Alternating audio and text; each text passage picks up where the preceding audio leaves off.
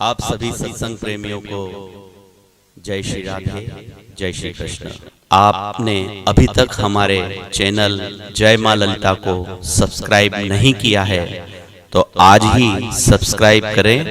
नित्य नए प्रवचनों का घर बैठे आनंद लें।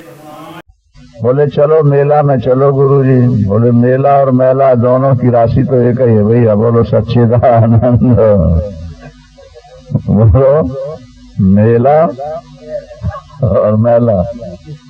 बोले ये धक्के खाने वाली बात आप लोगों के लिए है, गुरु ने कहा। बोले यहाँ तो सर्वत्र वही वही नजर आ रहा है। अब वो इच्छाएं खत्म होती जा रही हैं कि अब मेले में जाना है, कि अब पर्वों में जाना है, कि अब भीड़ में घुसना। पहले जाते थे, धक्के खाते रहे, खूब पसीने में चूर चूर होते रहे। सर्वत्र विदितात्मानाम, सर्वत्र विदितात्मानाम ज्ञानी नाम आत्मवताम सर्वत्र। अब वो सब में वही है, हर जगह उसी की झांकी। पेड़ भी तू ही है और फूल भी तू ही है और फल भी तू ही है और पुष्प की सुगंधी भी तू है और उसकी सुगंधी लेने वाला भ्रमर भी तू ही है। सब कुछ तू है, तेरे से भिन्न कुछ है ही नहीं। अथवा सब कुछ मैं ही हूँ, मुझसे भिन्न कुछ है ही नहीं। जब ये स्थिति आ जाएगी फिर पूजा छोड़ना। ऐसा नहीं कि पहले ही छोड़ बैठे तो। काम नहीं छूटा, क्रोध नहीं छूटा, लोभ नहीं छूटा और पूजा छूट गई। बड़ी सस्ती बात थी, छोड़ दिया। ना ना ना, जो ले लिया उसको छोड़ना नहीं। छूट जाए अलग बात। क्या?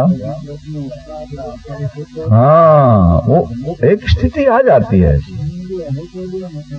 एक स्थिति ऐसी आ जाती है कि जहाँ निरंतर चिंतन में प्रभु रह जाते हैं, फिर दूसरे कार्य के लिए हाथ पैर चलते ही नहीं। शून्यता सी आ जाती है, शरीर विस्मृति हो जाती है कभी। नहीं, कथा सुना रहे थे, सत्संग हो रहा था, आए दे ध्यान ही नहीं था संध्या करनी। हमने कहा भाई थाली लगाओ।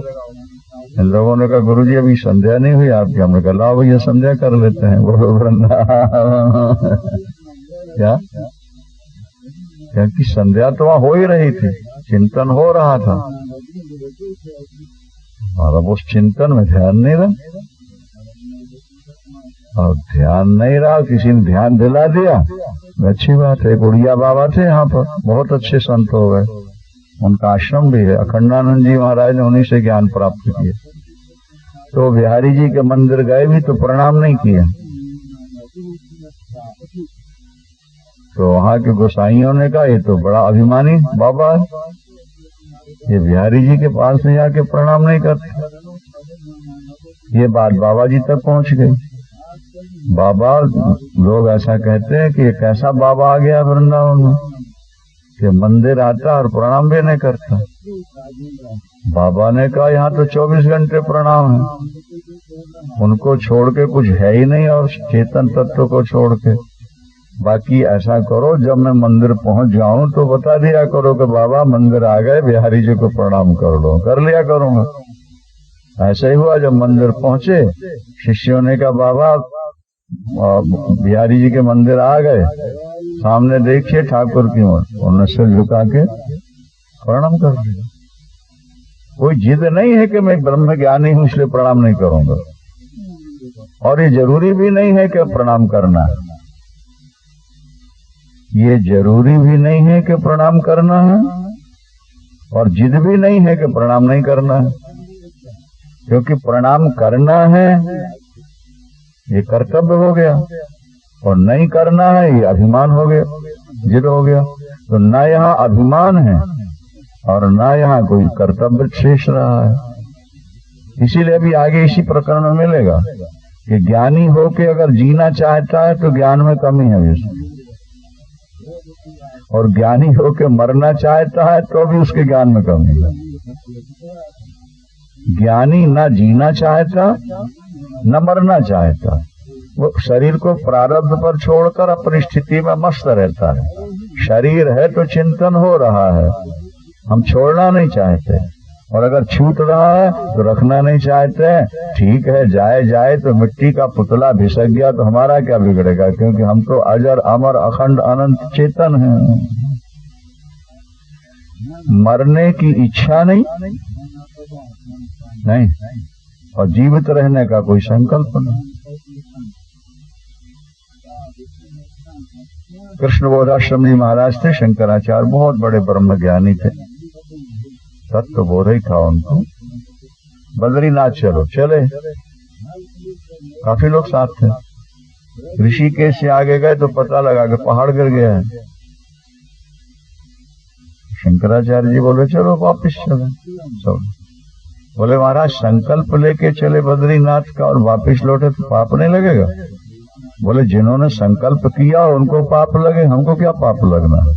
आप लोगों ने कहा चलो, हमने कहा चलो, आगे पहाड़ है तो वापिस चलो, वापिस चलो, क्योंकि यहाँ तो निरंतर चिंतन हो रहा है। क्या अब कोई संकल्प नहीं रहा, कोई इच्छा आशा और वांछा नहीं रह गई। अब तो एक स्वरूपानंद में मस्त रह करके चल रहे हैं, श्वास चल रही है, चल रही है। श्वास को चलाने के लिए आप कुछ करते हो? बोलो, अपने आप चल रही है। इसी तरह जीवन भी अपने आप चल रहा है, खाना पीना भी अपने आप सब हो रहा है, क्रियाएं सब अपने आप ऑटोमेटिक ढंग से हो रही हैं। गोद के बच्चे को भी जब उसके अंदर पेशाब उसकी थैली में भर जाती है तो अपने आप बाहर हो जाती है, नहीं, उसकी थैली में मल जब एकत्र होता है तो अपने आप बाहर आ जाता है, हर समय निकलता नहीं रहता, बंद है।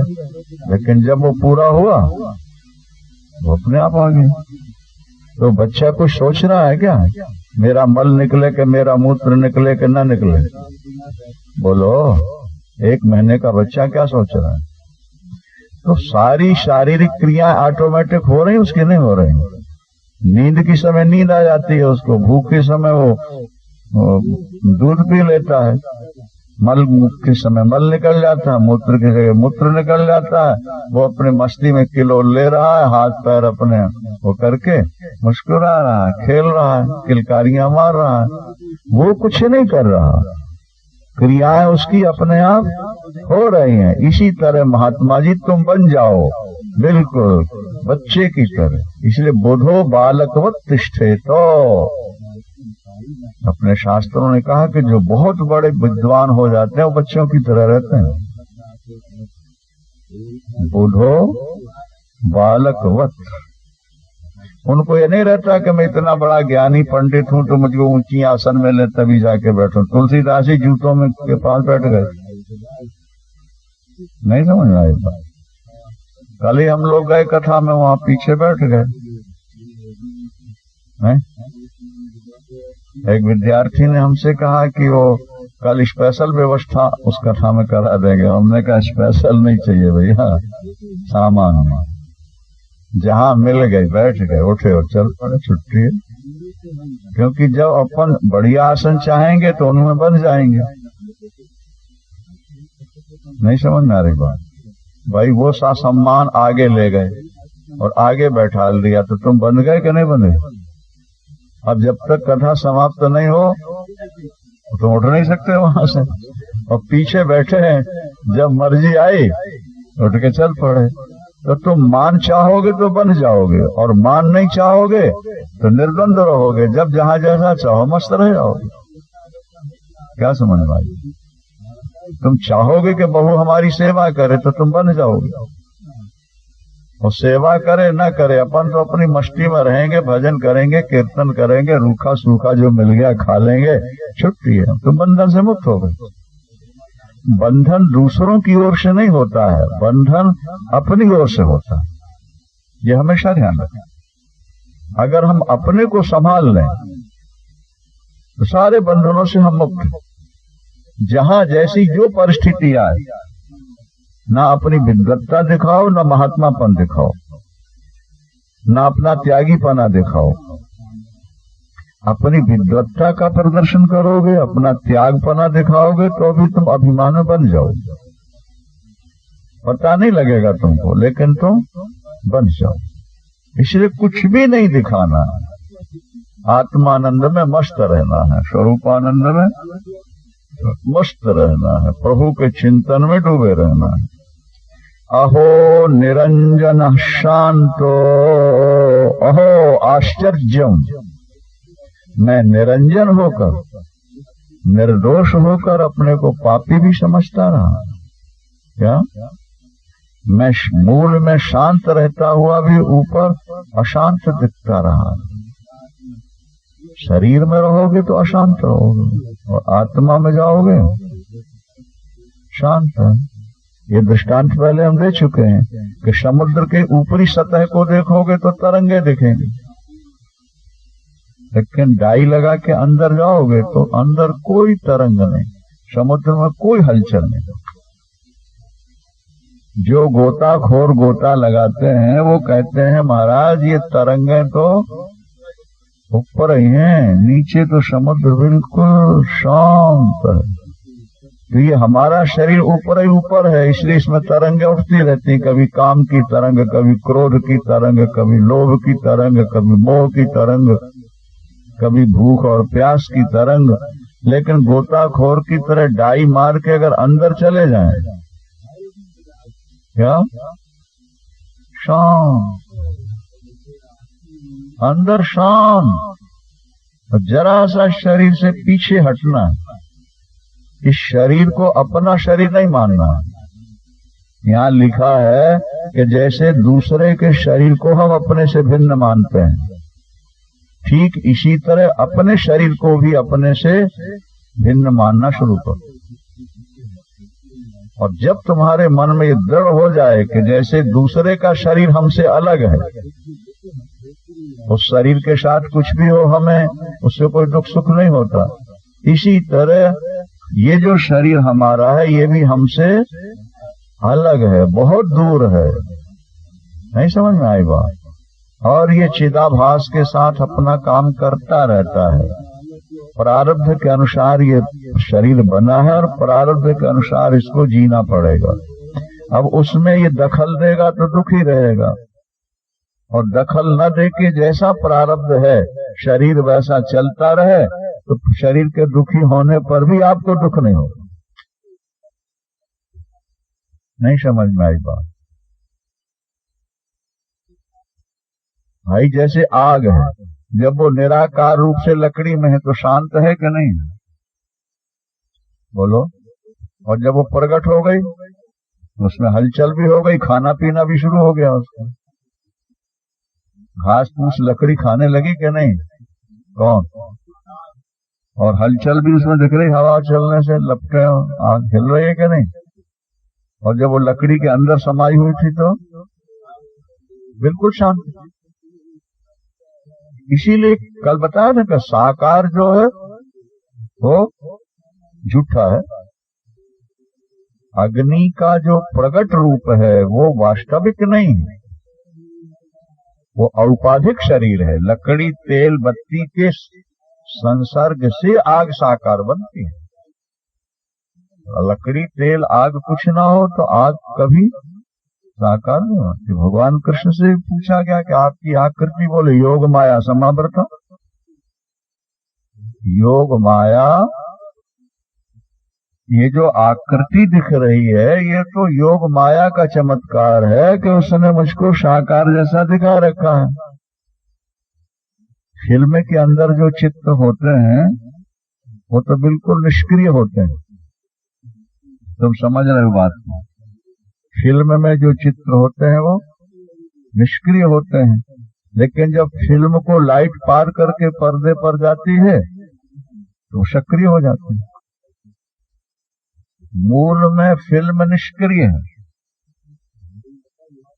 भाई किसी भी चित्र की, जैसे मान लो हमारी वीडियो बन गई या तुम्हारी बन गई, अब फिल्म के अंदर जो हमारी तुम्हारी फोटो है, चित्र है, वो सक्रिय है कि निष्क्रिय है? हाँ, निष्क्रिय है, लिपटी रखी हुई है। आप जब उसको मशीन पर चढ़ा के पीछे से लाइट की फोकस दी तो वो पर्दे पर जाके सक्रिय हो गए, नाचने लगे, गाने लगे, भाषण देने लगे, आवाज भी गाने की वहां आ रही है, नाचने के दृश्य भी देख रहे, हाथ पैर भी। तो मूल में तो चित्र निष्क्रिय है क्या, लेकिन लाइट के संयोग से पर्दे में पहुंचकर वो सक्रिय हो गई। इसी तरह हमारी जो आत्मा है वो मूल में निष्क्रिय है। वो जब प्रकृति के संग में आकर प्रकृति को अपना मान लेती है, शरीर को अपना मान लेती है, तो उसमें सक्रियता सी मालूम होने लगती है। सक्रियता आत्मा का स्वरूप नहीं, आत्मा का निष्क्रिय, शांत, निर्मल बोध, सच्चिदानंद। क्या, मेरा सतचित आनंद रूप कोई कोई जाने रे, मेरा सतचित आनंद रूप कोई कोई जाने। इस बात का बोध किसी किसी को हो पाता है कि मेरा जो स्वरूप है वो सतचित और आनंद। लेकिन अंतिम क्लास है, हमने आपसे बता दिया कि मिडिल क्लास का कोर्स छोड़ के तुम अगर एमए पढ़ने लगोगे तो कहीं के नहीं रह जाओगे।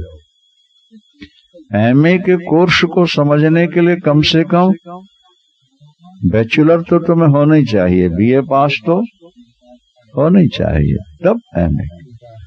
इसलिए ये स्थिति आ जाएगी, कब आएगी, बोले जब तुम साधन चतुष्टय संपन्न हो जाओगे। इसलिए साधन चतुष्टय संपन्न होने की कोशिश करना है। आत्मा को पाने के लिए किसी की जरूरत नहीं है, आत्मा का सीधा बोध हो जाना चाहिए। नहीं, ये जितने भी साधन हैं ये ईश्वर को पाने के नहीं हैं। आपके जितने साधन हैं, पूजा पाठ, ध्यान, योग, त्याग, बैराग, जप, भूखे रहना, प्यासे रहना, नंगे रहना, उघारे रहना, ये जितने तुम्हारे साधन हैं केवल तुम्हारे अंतःकरण को शुद्ध बनाने के साधन है, तुम्हारी बुद्धि को निर्मल बनाने के साधन है, ईश्वर को पाने के साधन नहीं है। क्योंकि अगर ईश्वर साधन से मिलेगा, ज्ञान बोध साधन से होगा, तो वो साधन के परतंत्र हो जाएगा ना, और वो स्वतंत्र है। वो उसको तो केवल बोध चाहिए, तुम्हें बोध हो गया बस काम हो गया। बस बोध प्राप्ति की योग्यता के लिए आपको साधन करना पड़ेगा। कथा भी सुननी है, ठाकुर की पूजा भी करनी है, जप और ध्यान भी करना है। यद्यपि अष्टावक्र ने कहीं जप, पूजा, ध्यान और समाधि का नाम नहीं लिया, उन्होंने तो साफ डांट के कह दिया समाधि में अनुतिष्ठसि। अरे तू निरंजन व्यापक ब्रह्म होकर के भी समाधि का अनुष्ठान कर रहा, यही तेरा बंधन। इससे पहले ये बात हो चुकी है ना, समाधि में अनुतिष्ठसि। बोले आश्चर्य है कि तू समाधि लगा रहा है। समाधि तो चित्त वृत्तियों के निरोध के लिए होती है। क्या समझ, तुझे समाधि की जरूरत नहीं है, सीधा उसको समझ ले, उसकी व्यापकता समझ ले, उसकी निर्मलता समझ ले और उसी में स्थित हो जा। समाधि क्या करेगी? समाधि का भी खंडन कर दिया अष्टावक्र। उन्होंने कहा कुछ नहीं करना था, आत्मा को समझ ले बस। उन्होंने इसलिए डांट कर कहा कि उन्हें पता था कि जनक जो है वो साधन चतुष्टय संपन्न है, ये सब कुछ कर चुका है। अब जो कर रहा वो स्वभाववश कर रहा है, इसका स्वभाव छोड़ा देना है और जहां के तहां बैठा रहे। और नहीं तुम ये सोच बैठो कि अष्टावक्र ने जनक को मना कर दिया समाधि मत लगाओ, पूजा पाठ कुछ नहीं, व्यर्थ है, तो तुम छोड़ बैठो पूजा पाठ समाधि। हाँ, धोबी का कुत्ता घर का न घाट का, न खुदा ही मिले न विशाले शर्म, न इधर के रहे न उधर के रहे। इसलिए छोड़ना नहीं है, छूट जाए, छूट जाए। पति को छोड़ना नहीं है। ध्यान में तुम प्रेम में इतने ज्यादा शराबोर हो जाओ कि पति छूट जाए, तो तुम्हें पाप नहीं लगे। गोपियों के हृदय में इतना प्यार उमड़ा, इतना प्यार उमड़ा, जगत का चिंतन ही नहीं रह गया। नहीं समझ में आई बात? इसलिए पतियों ने रोका भी तो वो नहीं मानी और सीधे भगवान के पास, उनको पाप भी नहीं लगे। अभी आपके सुजालपुर से जो लोग आए हैं, रात को चर्चा कर रहे थे कि वहां एक महिला है, अभी भी है, उसके हाथ में रोज माखन का पेड़ आता है ऐसा, और पढ़ी लिखी भी नहीं है वो जाती, और सारा क्षेत्र देख रहा है, आ रहे हैं बैठे लोग, बस वो ऐसे गीता का थोड़ा सा पाठ करती है और फोट से माखन का पेड़ आया, रोज आता है। पीरियड के दिन नहीं आता है 4-5 दिन, और वैशाख के महीने में नहीं आता, बाकी 12 में।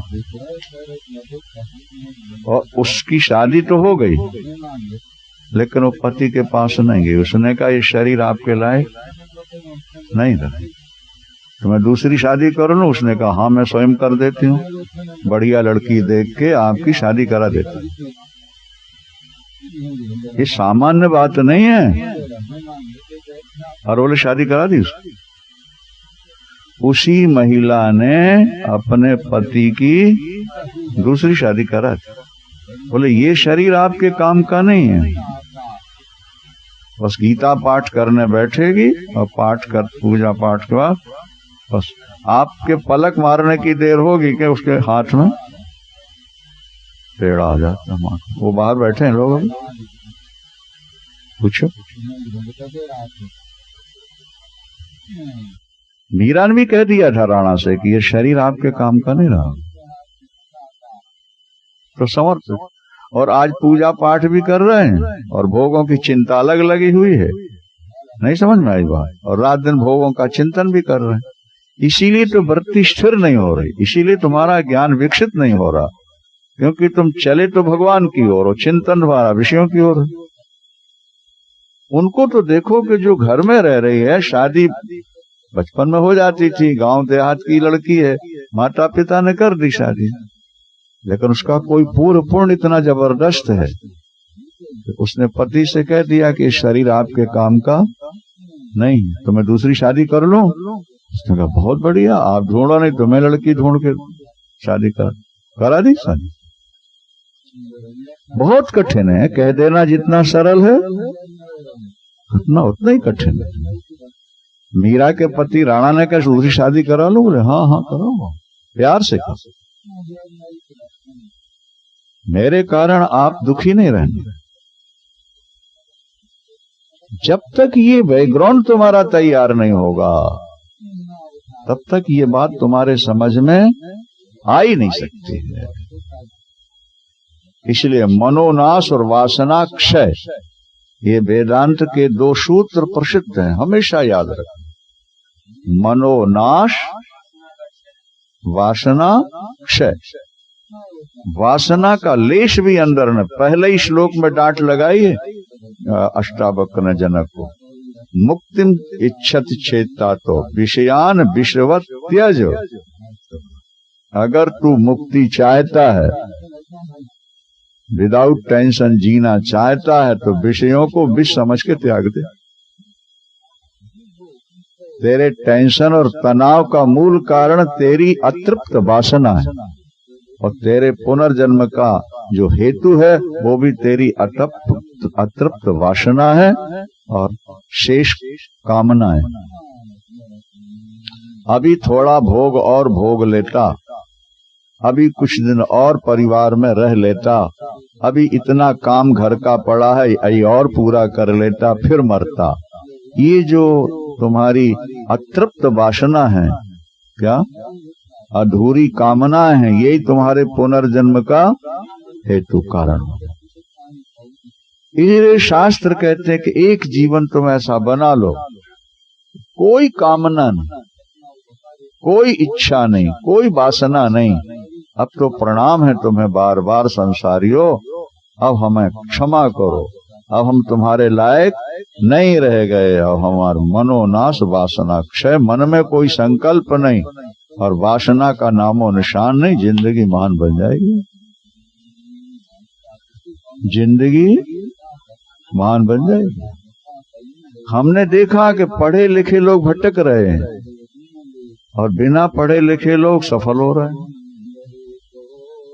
इंदौर में कोई एक महिला है, उसने शंकराचार्य को बताया कि ऐसा होगा ऐसा होगा, निश्चलानंद जी महाराज, और वैसे ही हुआ। और आज वो जब उस तरफ जाते हैं तो उस महिला को बुलाते हैं, भोपाल भी जाए तो इंदौर से बुलाते हैं और प्रश्न करते हैं, और वो महिला जो कह देती है वैसे ही होता है उनका। अब बताओ, कहाँ शंकराचार्य और कहाँ एक सामान्य महिला।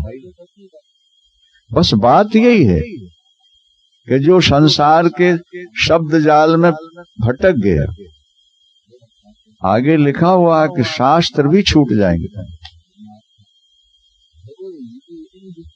ये शास्त्र जो है ये भी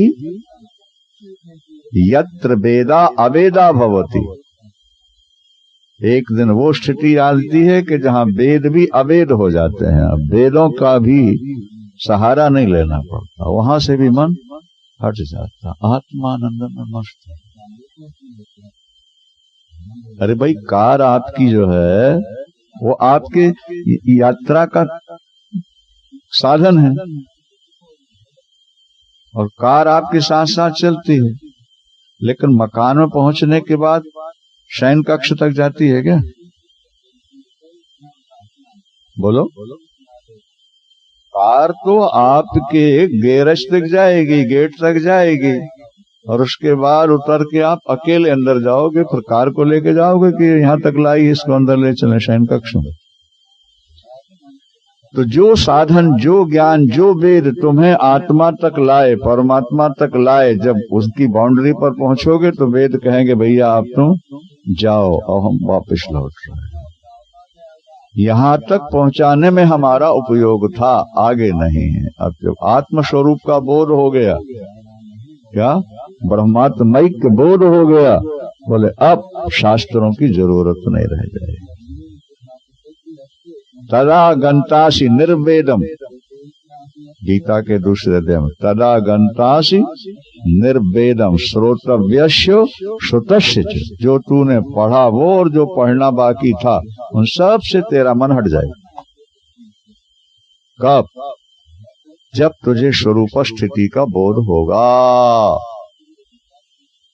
पहले नहीं। यद्यपि शास्त्र ऐसा कहते हैं कि स्वाध्याय और प्रवचन कभी छोड़ना नहीं, स्वाध्याय और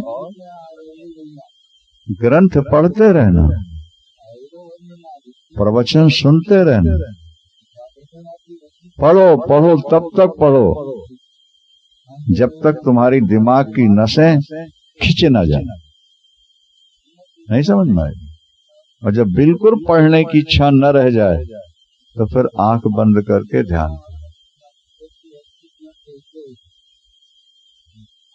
और ध्यान करते करते करते करते जब मन में चंचलता आने लगे तो फिर कोई ग्रंथ उठा करके,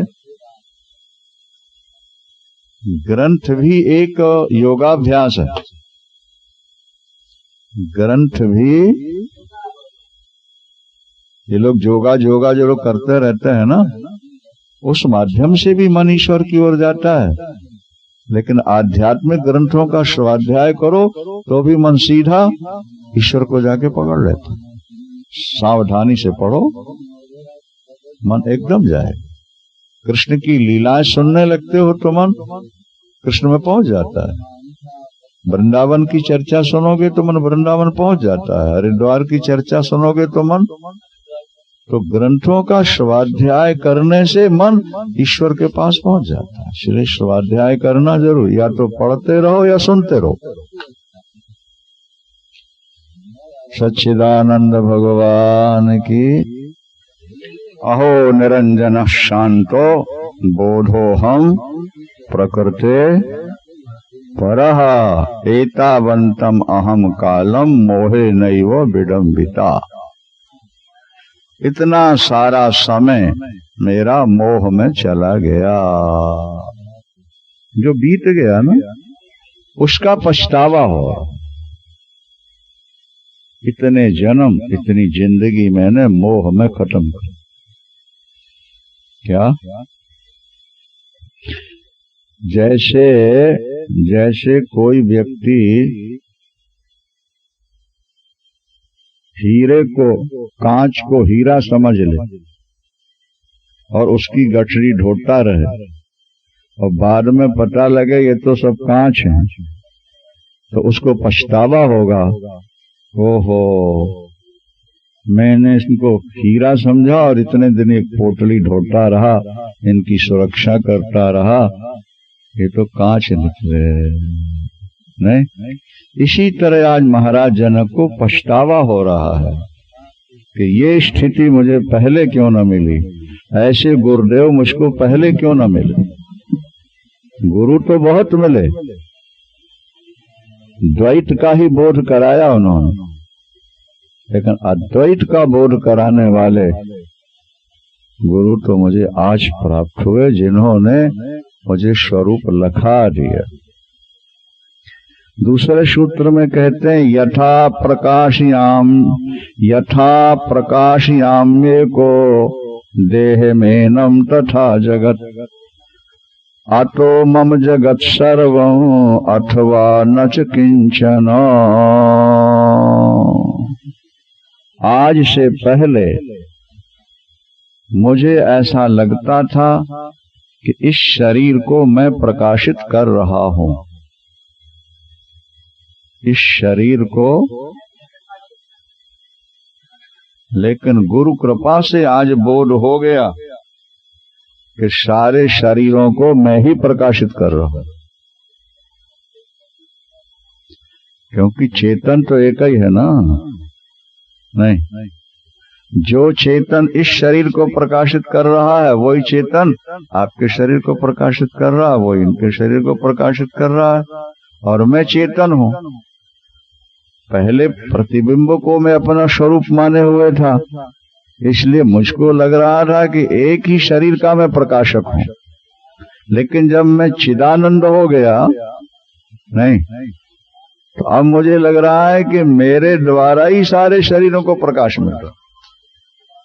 ये एकता की अनुभूति का उदाहरण। जैसा हमने कहा ना कि भाई नदी का जल जब समुद्र में पहुंचा तो समुद्र की तरंगों को कहने लगा ये मेरी ही तरंग है। कब कहता है? जब समुद्र के साथ एक हो गया। हम और आप नदी के जल की तरह हैं, जब उसमें जाकर लीन हो जाएंगे, अब फिर जब हम संसार की ओर देखेंगे तो फिर हमें लगेगा कि हम एक शरीर के प्रकाशक नहीं हैं, बल्कि सारे शरीरों के प्रकाशक हम ही हैं। सारे शरीरों में हमारा ही प्रकाश है। समझ में आया? कठिन है, लेकिन आ जाएगा। बार बार सुनते रहोगे तो। ब्रह्म सूत्र में एक सूत्र दिया वेद व्यास ने, असकृतोपदेशात्। असकृतोपदेशात् का मतलब सकृत माने एक बार और असकृत माने बार बार। ये एक बार के उपदेश से तुम्हें बोध नहीं होगा। असकृत बराबर जब तुम सुनते रहोगे। इसलिए जो सन्यासी होते हैं ना, वो वेदांती अपने ध्यान धारणा की और ग्रंथ लेकर के गुरुओं के पास बैठ गए और यही चर्चा चली। कृष्ण बोधाश्रम जी महाराज कहते थे, बोले हम लोगों को दुनिया से क्या लेना देना है। सूखा फुल्का और मूंगी की दाल एक बार जो प्रारब्ध से मिल गई खा लेना है, और ग्रंथों के माध्यम से अपने स्वरूप में रमण करते हैं। ग्रंथों के माध्यम से स्वरूप में रमण करते हैं। या तो स्वतंत्र होकर रमण करते हैं या ग्रंथों के माध्यम से रमण करते हैं। तो ये ग्रंथ भी एक योग है, अष्टांग योग। तुम्हारी बुद्धि साथ दे, भगवान कृपा करे, तो इन ग्रंथों के माध्यम से वृत्ति एकदम टिक जाती है। कभी कभी जब हम एकांत में स्वाध्याय कर रहे होते ना, वृत्ति एकदम जुड़ जाती है, और जब कोई खटका दे, कल भी हमने कहा था, तो पीड़ा होती, तो क्योंकि वृत्ति वहां से हटी, विक्षेप आ गई, मस्त हो जाए, ऐसा लगता है कि शरीर है ही नहीं, शून्य हो गए। अष्टु यथा प्रकाशयाम्येको देहमेनं तथा जगत, एनं देहम एको एनं देहम यथा प्रकाशयामि तथा एनं जगतमपि प्रकाशयामि। ठीक है, पहले मुझको लगता था कि मैं एक देह में हूं, एक देह का प्रकाशक हूं, लेकिन आज लग रहा है सारी देहों का मैं प्रकाशक हूं, सारी देहों में मैं ही रह रहा हूं। ये स्थूल बुद्धि वाले के समझ में नहीं आती, इसलिए उनसे कहा गया कि तेरा भगवान सबके अंदर है। नहीं समझ में आ रही बात, तेरा, क्योंकि वो अपने आप को तो क्षुद्र माने बैठा है शरीर के अंदर, अभी उसमें विकास तो हुआ नहीं, और एक भगवान है, बैकुंठ में रहता है, और वही सबके अंदर वास भी करता है, और वो मांगने पर ये दे देता है, ये दे देता है। ये बात समझ में आ जाती है जल्दी, इसीलिए सिया राम में सब जग जानी, करो प्रणाम। लेकिन जब बुद्धि में विकास हो, सदगुरु मिल जाए, तो फिर ये रहेगा, अरे भैया पर को क्यों देखता है, स्वयं को देख लेना उस रूप में, उनके साथ एक हो जा, वो और तुम दो नहीं हो, एक ही हो, दोनों प्रकाशक हो। यहां जनक जी कहते हैं बड़ी सुंदर बात, क्या, या तो मैं ही सारे शरीरों का प्रकाशक हूं, सारे जगत का प्रकाशक क्या मैं हूं, अथवा मैं किसी का प्रकाशक नहीं, मैं किसी में नहीं हूं, मैं तो अपने स्वरूप में ही मस्त रह रहा हूं। दो में से एक सिद्धांत अपनाना पड़ेगा, या तो सब में उसको देखना पड़ेगा, या जो दिख रहा है वो नाशवान है, क्या समझ में आया, उससे अपने को हटाकर अपने स्वरूप में आ जाना हो। गीता में भगवान कृष्ण ने कहा मैं सबके अंदर हूं, बोलो, मैं सबके अंदर हूं, सब मेरे अंदर है, ना मैं सब में हूं, न सब मेरे में है। क्या समझा, ये चराचर जगत मेरे अंदर है, और मैं चराचर जगत के अंदर हूं, लेकिन दूसरी ओर भगवान कह रहे हैं ना ये मुझ में है, ना मैं इनमें हूं। अब इस बात को कौन समझे, तो जब तक भगवान निर्मल बुद्धि न दे दें, तब तक ये बात समझ में नहीं आ सकती। दृष्टांत से बात को समझो।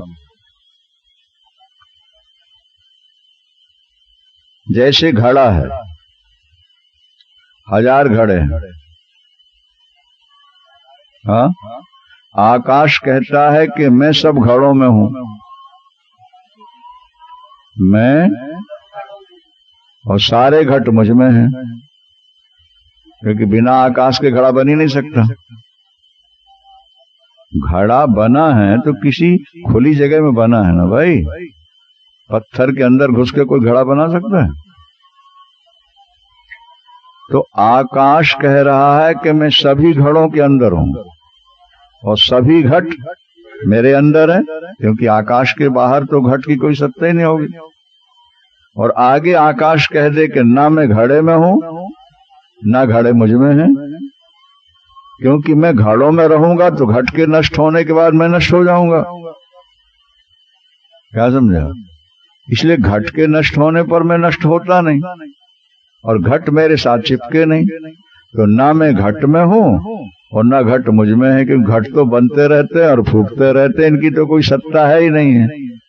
इसलिए ना मैं उनमें हूं और ना वो मेरे में है। कैसी उलझी हुई कहानी है ये। अखबारों में निकलती ना कहानियां, वो भाई इसको भर के भेज दो, अगर तुम्हारा उत्तर ठीक हुआ तो इतना इनाम मिलेगा। भरते रहते ना लोग, और उलझी पहेली रहती है वो, किसी किसी को समझ में आती है कि वो ठीक भर दे, ठीक उत्तर दे देते हैं। तो मैं सब में हूं, सब मुझ में है, न मैं किसी में हूं न कोई मुझ में है। ये उलझी पहेली है कि नहीं है? हाँ, लेकिन जब उसको इस ढंग से समझोगे, जैसा अभी समझाया कि घट आकाश में है और आकाश घट में है, और ना घट में आकाश है ना आकाश में घट है, क्योंकि घट छूटने के बाद मिट्टी मिल के मिट्टी हो जाएगा। तो आकाश घट के साथ गया तो नहीं ना, क्या उसके साथ चिपका तो नहीं, वो तो अपने स्वरूप में है। भगवान कहते हैं इसी तरह मैं सब में हूं और सब मुझ में है, और न मैं किसी में हूं न कोई मुझ में है। सच्चिदानंद। हाँ, इसलिए अतो मम जगत सर्वम, या तो मैं सारे संसार को प्रकाशित करता हूं, अथवा नच किंचन, मैं किसी को प्रकाशित कर ही नहीं रहा। बखेड़े में क्यों पड़ते हो? क्योंकि मैं इसको प्रकाशित कर रहा हूं तो वो मेरापन हो सकता है उसमें जुड़ जाए। मैंने बेटा पैदा किया तो बेटे से जुड़ गए, तो मैं इसको प्रकाशित कर रहा हूं तो उससे जुड़ गए। इसीलिए एक सिद्धांत बना लो, ना हम किसी में है न कोई हम में, हम तो निर्विकल्प निरंजन सच्चिदानंद रूप है, उसमें आनंद में बैठे हुए, मस्ती में बैठे हुए। वो मस्ती आती है, जरूर आती है, बहुतों को आई है, और जब तुम्हें आएगी तो तुम्हारा भी, तुम्हारी शक्ल बदल जाएगी, तुम्हारा रहन सहन खान पीन बोल चाल सब बदल जाएगा। अभी तक वहां तुम पहुंचे नहीं और अपने को पहुंचा हुआ मान लिया तुमने, ये कमी है। बोलो सच्चिदानंद। क्योंकि मान लेने से प्रयास खत्म हो जाएगा तुम्हारा, और अभी संसारी दोष छूटे नहीं, तो कैसे माना जाए कि तुमको प्राप्त हो गया? अभी आगे बताएंगे ना, ये आत्मा के बोध होने के बाद फिर परिवार की आसक्ति, फिर धन कमाने की लालसा। बोले अभी ज्ञान हुआ ही नहीं, अभी ज्ञान हुआ ही नहीं। सारी आसक्तियां जब मिट जाएंगी तुम्हारी, तब समझ लेना कि हमको अब आत्मबोध। और फिर भी तुम घोषणा नहीं कर सकते। एक और मंत्र लिखा है, यस्यामतम तस्य मतम, मतम यस्य न वेद शायक, वेद का मंत्र। जिसने कहा मैंने जान लिया, उसने कुछ नहीं जाना, और जिसने कहा कि अभी मैंने नहीं जाना, उसने कुछ ना कुछ जान लिया है। बोलो सच्चिदानंद। क्या? क्योंकि मैंने जान लिया अहंकार हो गया ना, तो हम तो है ही तुम्हारे अंदर के, मैंने जान लिया। इसीलिए शास्त्र कहते हैं कि जब तुम्हारा अहंकार मिट जाए, जब तुम्हारी वासना मिट जाए, तब समझना कि हाँ अब कुछ हुआ। अभी तो हर चीज के साथ तुम्हारा अहंकार जोड़ा है। मैं विद्वान हूँ, मैं ब्रह्मचारी हूँ, मैं त्यागी हूँ, मैं धनवान हूँ, मैं बलवान हूँ। नहीं, मेरे इतने चेले हैं, मैं महंत हूँ, मैं मठाधीश हूँ, मैं शंकराचार्य हूँ, मैं रामानुजाचार्य हूँ। भाव तो अभी बना हुआ है, नहीं समझा? अभी भी यत किंचित, हाँ बोलो वृंदावन। अब ये आगे देखो मिलता, सब स्पष्ट हो जाएगा। अष्टावक्र जी ने साफ कह दिया है कि कभी कभी बोध न होने पर भी बोध का भ्रम हो जाता है। बोध न होने पर भी बोध का भ्रम हो जाता है, और कभी कभी बोध हो जाने के बाद भी ऐसा लगता रहता है कि अभी कुछ नहीं हुआ है। गुरु जब लखा देते हैं तब ठीक बोध होता है। गुरु की आवश्यकता है, बिना गुरु के कुछ नहीं होगा। अतो मम जगत सर्वम, या तो ये सारा संसार मेरा ही रूप है, अथवा नच किंचनो, मेरा ये कुछ नहीं, इनसे मेरा कोई नाता। ये तो केवल स्वप्न के दृश्य हैं। ये तो जो दिख रहे हैं ये, इसलिए तुलसीदास जी ने कहा कि धुआं कैसे धौरिहर देख तू न भूल, जग नभ बाटिका। ये जग क्या है? बोले नभ बाटिका है। बाटिका तो समझते ही हो, ये आकाश में फूली हुई एक बाटिका है। जैसे कई लोग गमले में पौधे लगा के उसको तार से बांध देते हैं तो वो लटका हुआ है ना, और उसमें फूल खिले हैं। तो ये संसार भी जो है, क्योंकि नीचे भी आकाश है, दाएं बाएं भी आकाश और ऊपर भी है, तो ये भी एक आकाश में लटका हुआ गमला है ये संसार।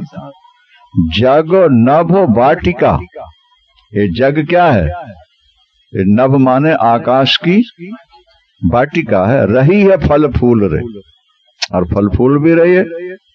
ये धुआं कैसे धौरिहर, ये धुएं के महल जैसे बन जाते हैं, बादलों के महल जैसे नजर आते हैं। बादलों में कई तरह की आकृतियां सी बन जाती हैं। कभी कभी लगता वो कृष्ण जी बांसुरी बजा रहे हैं, कभी वो भगवती दुर्गा देखो सिंह पर बैठी। बादलों में से आकृतियां बनती नहीं, और जब तक दूसरे को बुलाते हैं कि देख लो, तब तक वो विलीन हो जाते। होता है कि नहीं? तो तुलसीदास जी कह रहे हैं कि ये संसार भी वैसा ही है, स्थायी तो है नहीं है। जग नभो वाटिका, जग नभो वाटिका, रही है फल फूल रे, रही है फल फूल रे। ओ धुआं कैसे धौरिहर, धुआं जैसे धौरिहर, देख तू न भूल रे, देख तू न भूल रे। ये तो धुएं के महल हैं, ये बादलों के महल हैं, ये नभ वाटिका है, इसमें कुछ है नहीं, ये दिखता ही है, मिलना मिलाना कुछ नहीं है, इससे तेरा कोई संबंध नहीं है। अथवा सबको अपना मान ले, या सबसे अपने को हटा ले। सबको, फिर राग द्वेष खत्म हो जाएंगे। नहीं, या फिर शरीर तक को बिगाना मान ले, आत्म चैतन्य में स्थित हो जाए और तेरा कल्याण हो जाए। तीसरे श्लोक में कह रहे हैं, सशरीर महो विश्वम परित्यज्य मयाधुना, कुतश्चित कौशलादेव परमात्मा विलोक्यते। मैं धन्य हुआ, मैं धन्य हुआ। कौन कह रहे हैं? सशरीर महो विश्वम, शरीर के सहित विश्व को मैंने परित्यज्य, आज त्याग दिया। शरीर के सहित विश्व को त्याग दिया का मतलब क्या हुआ? अहंकार नष्ट हो गई। आसक्ति मेरी, ना तो शरीर में आसक्ति रही, और न राज्य में रही, न परिवार में रही। परित्यज्य शब्द लिखा हुआ देखो। आज मैंने सारे जगत को त्याग नहीं दिया, वो छूट गए। क्या? मैं उससे उदासीन हूं। और कुतश्चित कौशलादेव, ये पता नहीं किस कुशलता से, मतलब गुरु की कृपा से, गुरु की कृपा से, आत्मदेव की कृपा से परमात्मा विलोक्यते, मैं परमात्मा को देखने। जहां मैं परमात्मा को एक जगह देखता था, जहां मैं आत्मा को एक शरीर में देखता था, आज मैं हर जगह हर समय केवल उस एक तत्व को देख रहा हूँ। अब द्वैत की भ्रांति मेरी समाप्त हो गई, संसार से मेरा मन हट गया, संसार को अपने आप छूट गया। क्या? सशरीरम, सशरीर मतलब शरीर के सहित, विश्वम परित्यज्य, विश्व का त्याग किया, मया धुना, अधुना मया सशरीरम विश्वम परित्यज्य, और कुतश्चित कौशलादेव, ये किसी की कुशलता से, किसी की कुशलता से मतलब गुरुदेव की कृपा से, उनके शब्दों ने मुझको कण कण में आत्मा का बोध करा दिया। परमात्मा विलोक्यते, परमात्मा, अब मैं हर जगह हर समय परमात्मा को देख रहा हूं। हमने आपसे कहा कि त्यागना नहीं है, त्याग का अभिमान नहीं होना चाहिए। सपने में आप राजा हो गए और जागने में फिर आप बाबा जी रहे, तो आप चेलों को सुनाओगे कि मैंने राज्य का त्याग किया है? क्यों? सपना था, मिथ्या था। इसी तरह संसार के हर पदार्थ मिथ्या है, अगर वो छूट गए तो छोड़ने का अभिमान क्या है? एक ने शादी नहीं कराई, वो जो मिलता है उसी से कहते मैंने शादी नहीं कराई, मैंने, इसका मतलब कि तुमने कराई रखी है। बोलो वृंदावन। नहीं तो ये चर्चा करने की जरूरत ही क्या है? ये कौन सी तारीफ है? आत्मा की शादी होती है क्या? बोलो, आत्मा को कोई पति होता है? ये तो तुम अज्ञान दशा में फंसे रहे अनादिकाल से, शादियां होती रही। अब तुम्हें ज्ञान हो गया, बोध हो गया, तो शादी नहीं हुई तो उसकी चर्चा क्या करना? एक संत जी जब बैठते थे कहीं, तो फिर वो सुनाते थे, मेरे पास इतने 100 एकड़ जमीन थी, इतनी बड़ी हवेली थी, इतना मेरे पास नगद था, और मैंने सब कुछ त्याग दिया, लात मारी और आकर गंगा किनारे बैठ गया। वो जहां बैठे अपनी कहानी सुनाते रहते, ज्यादातर। तो एक उत्तम जिज्ञासु जब 2, 4, 10 बार उनसे सुन चुका, उसने कहा, स्वामी जी क्षमा कीजिए, अभी आपने त्यागा नहीं। क्या बिगड़ पड़े मूर्खानंद? तू कहता त्यागा नहीं, मैंने जाके देख, क्या पूछ के आवा, मेरी इतनी जमीन थी कि नहीं, इतनी बड़ी हवेली थी नहीं, इतना रुपया। उन्होंने कहा, स्वामी जी शरीर से तो छूटी है, लेकिन मन में अभी वो बसी हुई है। क्योंकि अगर त्याग हो गया होता तो भूल जाते। स्वामी जी प्रातः काल हम संडास में जाकर, लेटरिन में जाकर मल त्याग के आ जाते हैं, फिर दिन में याद करते हैं। बोलो कैसा निकला और कितना निकला? बोलो भाई, किसी से चर्चा करते हैं? ना हम अपने मल को याद करते हैं और ना उसकी चर्चा करते हैं। इसलिए भागवत में जब भरत जी घर छोड़ते हैं ना जवानी में,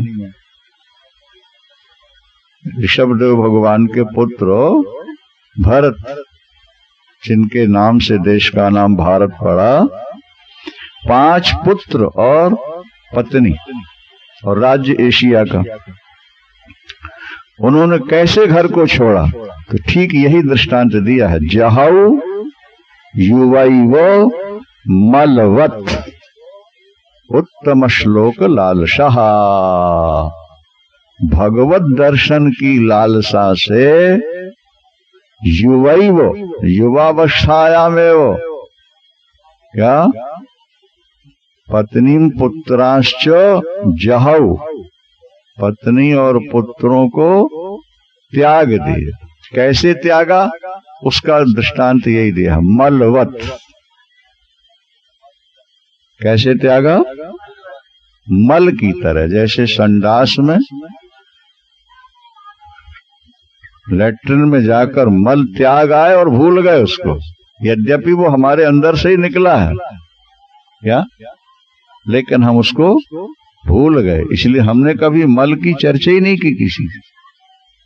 शास्त्रों में लिखा है कि सन्यास लेने के बाद न तुमको अपना पुराना नाम किसी से बताना है, न अपना गांव बताना है, न अपने गांव जाना है, बिल्कुल नहीं। उसको तुम वैसे ही भूल जाओ जैसे मल को भूल चुके, पूर्वाश्रम को भूल जाओ बिल्कुल। उस गांव में तुमको दोबारा कभी जाना नहीं होगा, ये ध्यान रखो। अभी एक शर्मा जी है ना लुधियाने वाले केदार, उनके बड़ाई भाई यहाँ रहते हैं, बता रहे थे, बोले पत्नी मरी तो संस्कार में तो गए, पगड़ी में नहीं गए। जो अपने यहाँ त्रयोदशी वगैरह होती है ना, ब्राह्मण भोजन वगैरह, पगड़ी वगड़ी नहीं गए। बेटे हैं, पोते हैं, घर सब कुछ है, लेकिन वो यहाँ पड़े हुए हैं। कुछ चाहिए, कुछ नहीं चाहिए। घर चलो, बोले कैसा घर, असली घर में तो आ गए। चर्चा कर रहे थे वो। पत्नी किए पगड़ी में नहीं गए, बैठे बैठे कर लेंगे छुट्टी अपने। घर को भूल जाओ, परिवार वालों को भूल जाओ। वृंदावन कृष्ण कन्हैया, क्या समझे? जैसे घाव सूख रहा हो और जरा सी ठोकर लग जाए फिर हरा हो जाता है, इसी तरह बाहर रह के जो तुम्हारी ममता और वासना सूख रही थी, घर में जाते फिर हरी हो जाती। मन को बनाने में ज्यादा टाइम लगता है सज्जनों, बिगाड़ने में टाइम नहीं लगता। इस आश्रम को बनाने में वर्षों लगा है, और बुलडोजर ले आओ गिराने के लिए तो एक दिन में गिर जाएगा। जिस आश्रम को बनाने में वर्षों लगे, तुम्हारे हरिद्वार के आश्रम को 3 वर्ष लग गया बनते बनते, और गिराना है तो एक दिन लगेगा मुश्किल से। 2-4 बम रख करके विस्फोट कर दो या बुलडोजर ले आओ, शाम तक बिल्कुल जमीन बराबर होगी तुम्हारी। तो जैसे बिल्डिंग बनाने में बहुत टाइम लगता है, उसके गिराने में टाइम नहीं लगता, इसी तरह मन के संभालने में बहुत टाइम लगता है, मन को गिराने में टाइम नहीं लगता। इसलिए पूर्व वासना का त्याग हो जाना चाहिए। घर जब छोड़ दिया, छोड़ दिया, छुट्टी जयराम जी की भाई। अब कोई मरो, कोई जियो, कोई आओ, कोई जाओ, अब हमारे काम का कुछ नहीं रहा। क्या समझे? अरे भाई, हम ना होते तब भी तो जो होना था वो होता रहता, नहीं होता? तो ऐसा समझ लो कि है ही नहीं है। अब हम जब निवृत्ति मार्ग में आ गए तो फिर अब बार बार फोन करके घर का समाचार क्या लेना। इसका मतलब है कि अभी घर से पूरी तरह तुम्हारा अटैचमेंट खत्म नहीं हुआ है। अभी कोई ना कोई आसक्ति या कर्तव्य समझ लो, कुछ भी है, वो घर से जुड़ा हुआ है। बारीकी है इस बात में, ध्यान रखना। बोलो सच्चिदानंद। सशरीर महो विश्वम परित्यज्य मयाधुना। आज मैंने शरीर के सहित इस विश्व का त्याग कर दिया, त्याग हो गया। कुतश्चित कौशलादेव, वो कहते हैं कि ये मैंने छोड़ा नहीं, ये पता नहीं किस चमत्कार ने अपने आप छोड़ा दिए। कुतश्चित कौशलादेव, ये गुरु की कृपा ने ही ऐसा करा दिया, ऐसा लगता है। गुरुदेव के शब्दों ने वो ठाका मारा कि बम फूट गया अंदर, और सब सब सब बिखर गया। जिसको हमने अपना मान रखा था वो बिखर गई। इसीलिए तो कहा गया कि गुरु के ऋण से कोई और ऋण हो नहीं सकता। जिसने गुरु को महत्व दिया उसका बेड़ा पार हो गया, और जिसने गुरु को महत्व नहीं दिया क्या वो चला